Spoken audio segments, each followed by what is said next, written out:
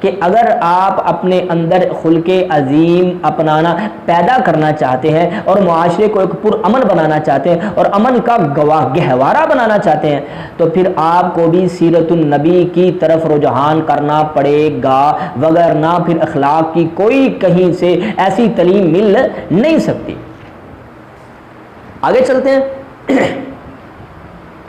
نبی رحمت دو جہاں صلی اللہ علیہ وسلم۔ اچھا یہاں پہ نا، اچھا یہ اخلاق کی جو آیت ہے میرے ایک بات ذہن میں آ گئی ہے، میں آپ کے سامنے پیش خدمت کر دوں۔ اچھا بات یہ ہے، بعض لوگوں نے نبی علیہ الصلوۃ والسلام کے اخلاق کو محدود کر دیا، یعنی آپ نے فلاں کافر کو معاف کر دیا، یہ تو آپ کا اخلاق ہے۔ اچھا اپنے چچا کے جو ہے قاتل کو معاف کر دیا، آپ کا اخلاق ہے۔ اچھا ایک بندے نے آپ پر تلوار سونتی، آپ نے اس کو معاف کر دیا، یہ اخلاق ہے۔ اچھا یہ اخلاق ہے، تو پھر جہاں پہ نبی رحمت علیہ السلام اپنے اصحاب کو تلواروں کے سمیت سبان حرب و ضرب کے سمیت کفار کے خلاف لے کے آ رہے ہیں، اگر کہیں گے کہ یہ صرف اخلاق ہے تو پھر دشمن یہ ہاتھ انگلی اٹھائے گا کہ اگر اخلاق وہ ہے تو یہ کیا ہے؟ نبی کی زندگی جزوی طور پر اخلاقی نہیں ہے، نعوذ باللہ، پھر تو یہ معاملہ غلط ہو جائے گا کہ یہ تو اخلاق تھا اور نعوذ باللہ یہ بد اخلاقی تھی۔ نہیں، نبی علیہ الصلوۃ والسلام کی زندگی میں اگر آپ کسی کو معاف کر رہے ہیں تو یہ بھی آپ کا اخلاق ہے، اور اگر آپ کسی کی گردن اتروا رہے ہیں تو یہ بھی اخلاق ہے۔ کیوں؟ کیونکہ اللہ پاک نے فرمایا آپ خلق عظیم پر فائد اور ہمیشہ کے لیے، ٹھیک ہے نا؟ اور پھر آپ جو بھی کر رہے ہیں وہ اللہ کی وحی کے مطابق کر رہے ہیں۔ اگر یہ کہیں گے کہ اللہ کے پیغمبر علیہ السلام نے کسی کو معاف کر دیا تو یہ اخلاق ہے اور فلاں کو چھوڑ دیا یہ اخلاق ہے، تو پھر سوال پیدا ہوگا کہ جہاں پہ آپ نے کہا کہ یہ کفار جہاں بھی ملے ان کو قتل کر دو، ان کو مارو، ان کو یہ کرو، تو پھر وہ کیا ہوگا؟ سوال یہ پیدا ہوتا ہے۔ لہذا اس آیت کے ٹکڑے کو جزوی طور پر نہ لیا جائے بلکہ کلی طور پر آپ علیہ الصلوۃ والسلام کی نبوت کی ٹوٹلی زندگی، کسی کو معاف کر رہے ہیں، کسی کو قتل کروا رہے ہیں، کسی کا ہاتھ کٹوا رہے ہیں، کسی قصاص ہو رہا ہے، یہ سب اللہ کے دین کے تحت ہو رہا ہے، یہ سب آپ کے اخلاق ہیں۔ ہاں یہ بات سمجھنا بہت ضروری ہے۔ آگے چلتے ہیں۔ نبی رحمت دو جہاں صلی اللہ علیہ وآلہ وسلم، آگے اللہ پاک نے اپنے محبوب پیغمبر علیہ الصلوۃ والسلام کی اگلی جو آیت میں پڑھنے جا رہا ہوں نا، آیت نمبر 8، ٹھیک ہے نا، دلیل نمبر 8 نمبر دلیل جو ہے اس میں اللہ پاک نے اپنے پیغمبر کی کچھ ذمہ داریاں، ٹھیک ہے نا، ان کا ذکر کیا ہے کہ آپ فلاں آپ کی ذمہ داریاں ہیں۔ وہ ان ذمہ داریوں میں ایک میں آپ کے سامنے پڑھتا ہوں۔ اللہ فرماتے ہیں سورہ نحل آیت نمبر 44، ٹھیک ہے، وَأَنزَلْنَا إِلَيْكَ الذِّكْرَ، اور ہم نے اس ذکر کو آپ کی طرف نازل فرما دیا۔ اس ذکر سے مراد کیا ہے؟ قرآن مقدس۔ لِتُبَيِّنَ لِلنَّاسِ، تاکہ آپ اس کو لوگوں کے سامنے بیان کر دیں، ٹھیک ہے جی، تاکہ لوگوں کے لیے اس کی وضاحت کر دیں، ٹھیک ہے۔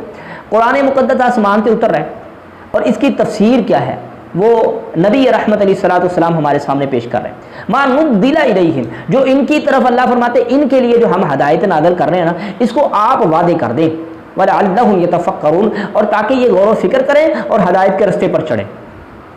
اچھا اب قرآن کی تفسیر کس نے کی ہے؟ قرآن سمجھایا کس نے ہے؟ نبی رحمت علیہ السلام نے۔ اللہ پاک خود کہہ رہے ہیں ہم نے آپ کو اس وجہ سے بھیجا کہ یہ جو ذکر ہم بھیج رہے ہیں اس کی آپ نے وضاحت کرنی ہے۔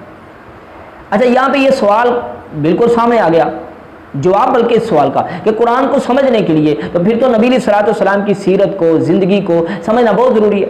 اچھا مثال کے طور پر کبھی قرآن کہہ رہا ہے مکے کی زندگی میں، جب انشاءاللہ میں آگے سیرت پڑھاؤں گا یا آگے ہم چلیں گے انشاءاللہ تو آپ کی سمجھ میں بات آئے گی کہ کبھی اللہ کہہ رہا ہے کفوا ایدیکم، اپنے ہاتھوں کو روک کے رکھو۔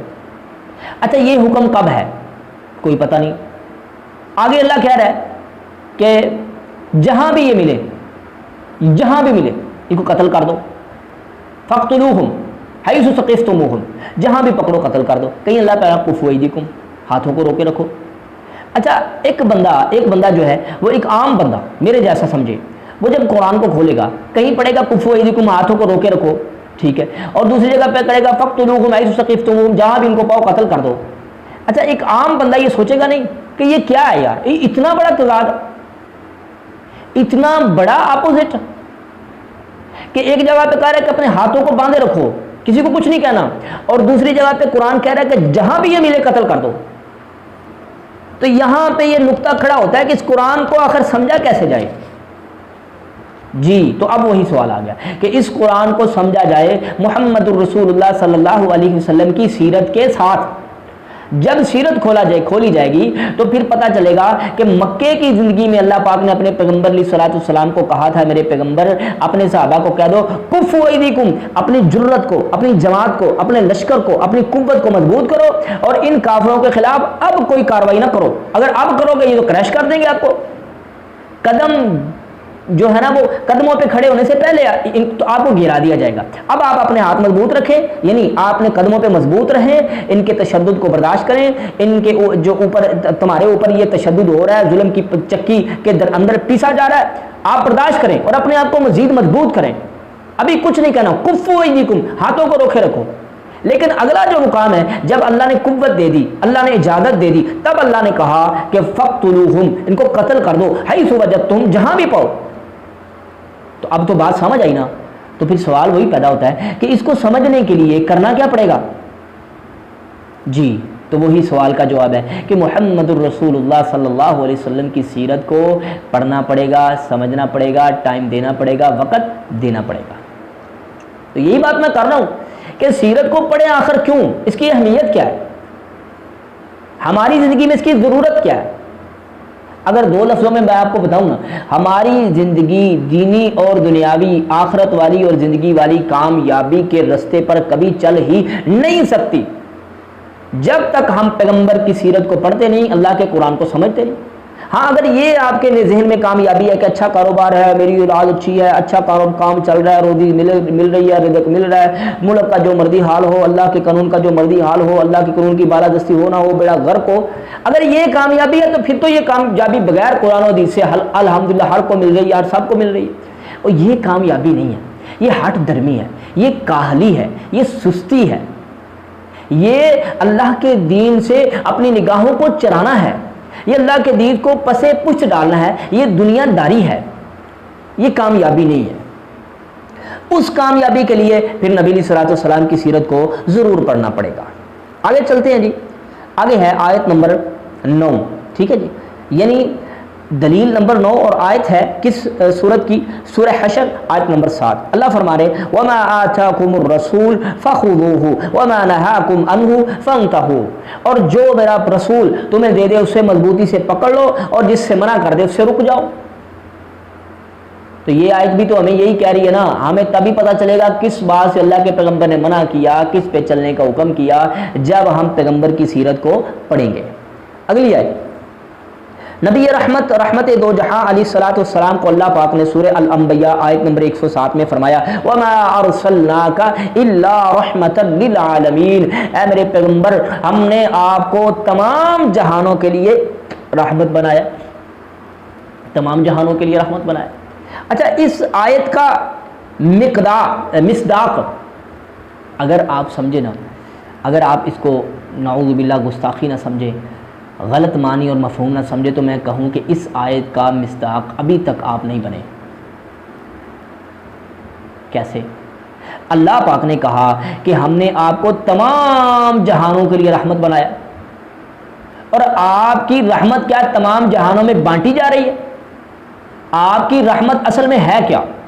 آپ کی رحمت ہے آپ کا وہ عدل اجتماعی نظام جس کے ساتھ روئے زمین پر ہر رہنے والے کو بنیادی حقوق مل جائیں اور ظلم و ستم کی چکی سے نکل کر وہ اللہ کی لوگوں کی بندگی سے نکل کر اللہ کی بندگی کے لیے آزاد ہو جائے. یہ ہے آپ کی رحمت. کیا یہ رحمت پوری زمین پہ ہر قوم کو، ہر مذہب ہو، ہر ملک میں ہر فرد کو مل رہی ہے؟ نہیں، نہ مل رہی. جب تک وہ قانون، جب تک وہ نظام روئے زمین پر غالب نہیں ہو جاتا تب تک آپ اس آیت کے ابھی تک مصداق نہیں ہیں. یہ آیت ہوگی ضرور پوری، آپ تمام جہانوں کے لیے رحمت ہے، اس بات میں شک نہیں ہے، پوری ضرور ہوگی، لیکن تب ہوگی جب گلوبلی یہ نوبل نظام جو ہے یہ پوری دنیا پہ قائم ہو جائے گا. ایک وقت خلافت علی منہاج النبوہ روئے زمین پہ قائم ہو جائے گا، تو تب اس آیت کا صحیح مطلب سمجھ آئے گا وما ارسلناک الا رحمتا للعالمین. ہم نے آپ کو تمام جہانوں کے لیے رحمت بنایا ہے۔ جب آپ کی یہ رحمت اور یہ آپ کا جو ہے عدل اجتماعی کا والا جو قانون ہے یہ تمام جہان میں قائم ہو جائے گا، اسٹیبلش ہو جائے گا، اپنے قدموں پہ کھڑا ہو جائے گا، تو تب آپ اس آیت کا جو ہے مکمل مطلب آپ کے سامنے نکلے گا۔ تو اس کے لیے بھی پیغمبر کی سیرت ضروری ہے۔ اللہ اکبر۔ اچھا، اس کا ایک اور معنی کہ اگر وہ قانون کہ جس کے اندر اللہ کی رحمت کا بندہ حقدار بن سکے، اللہ